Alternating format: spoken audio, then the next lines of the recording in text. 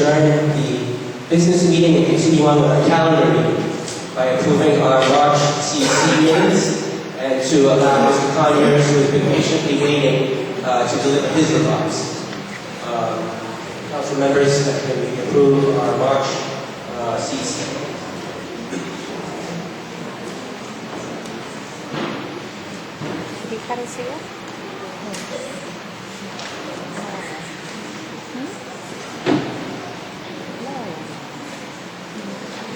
There's one part of the village where it's missing a name. I'm still missing that name, but we'll get that name and we'll plug it in. Okay then. I'd like to pass our March CEC meetings. And all those in favor, hear that? That's great. Now I'd like to turn over the mic to Mr. Donald Conyers, who will get patiently wait to deliver his remarks. It's a microphone. It's a microphone.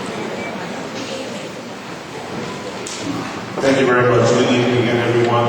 I'd like to address you tonight, first of all, also remembering the late Superintendent Rubino. It's it was a great loss to us, all of us within the district and Central Department of Education. Fred started his job as a superintendent coming out of 318 in February and served just a little over 2 months. And in that period of time, I know that he was a tremendous force in reinforcing the heritage and the legacy of this district in terms of the promotion of leaders that really care and those that really are concerned about the families and the students. So that was a great loss for District 14 as well as my office. Chancellor Walcott today addressed the superintendents and also remembered Fred and had very kind things to say, as he did the morning he heard of his passing. He visited the school. He was there with the interacting principal, Lindley, and really is still concerned about the emotional loss as well as the professional loss to our system and to District 14. With that in mind, I also need to assure the district that we are very cognizant of the fact that there is a need for a superintendent. Presently, I am the superintendent of record. I am the superintendent that will conduct all the transactions for all the business that needs to take place within this district. I have been a superintendent for 7 years, principal for 13 years, assistant principal for 4 years, teacher for 5 years. I've been in the system going into my 29th year. The assurance that I can offer to this district is that there will be the same maintenance and stability vis-a-vis the things that superintendents need to do for the constituents within the community. To the principals, I salute you. I'd like the principals at least to raise your hand, all the principals that are present tonight. And let's really acknowledge you.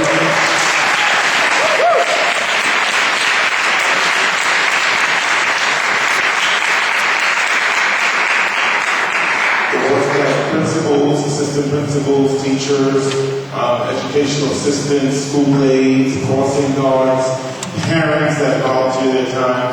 It's really what it's all about in terms of ensuring that there is a response system in place. So even when failure is something that we are noticing, that we all work together, to identify and create actionable plans that will redirect and hopefully improve the upward mobility of schools in terms of achievement and production. As I've spent a little time in the district, and I think it's really important to urge you and implore you to pay closer attention to the parent association, to the parent body that really is a driving force and an engine within this community. If the parents would band together and become more knowledgeable within their own schools, just start. May I finish? I am talking about organized PTAs parent associations. What I'm saying to you, sir, and what I'm saying to the audience is that we need parents not just to show up to the CEC meeting, but to be a part of the team. To be a part, you're representing your school, speaking for the entire district. For the entire district, not one school, one or two schools. We need parents at large. I am happy that you are here and engaged, but we need parents at large to become. So let me apologize to you and anyone else that feels insulted, but it does not change the message of trying to get more parents engaged in the life. We will be engaged. Power. Give us some power, and we will be engaged. Absolutely.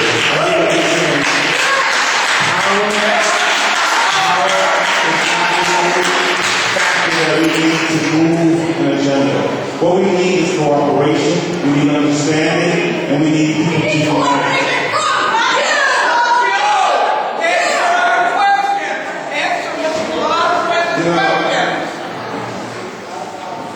You finished? Yeah, come on. Okay, yes, good.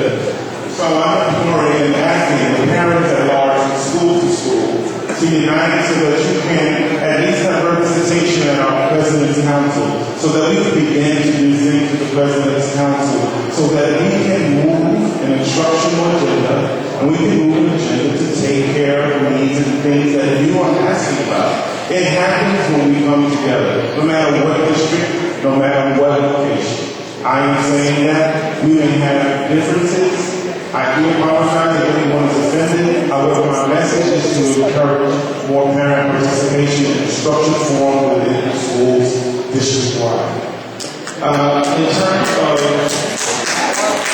terms of the leadership in the school, Congresswoman, I did hear you the last place. I did hear you.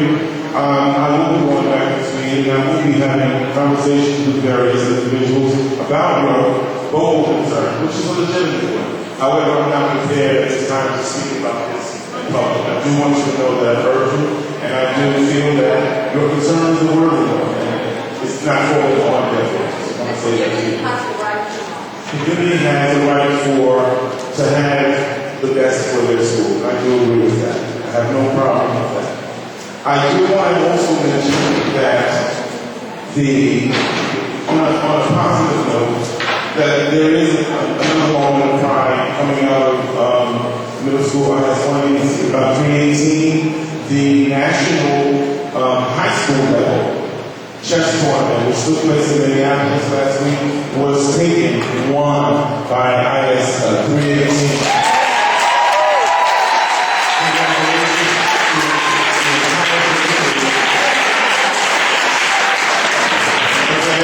It is a testament to the type of commitment and dedication that happens when people stick to things that they are passionate about. I can appreciate that.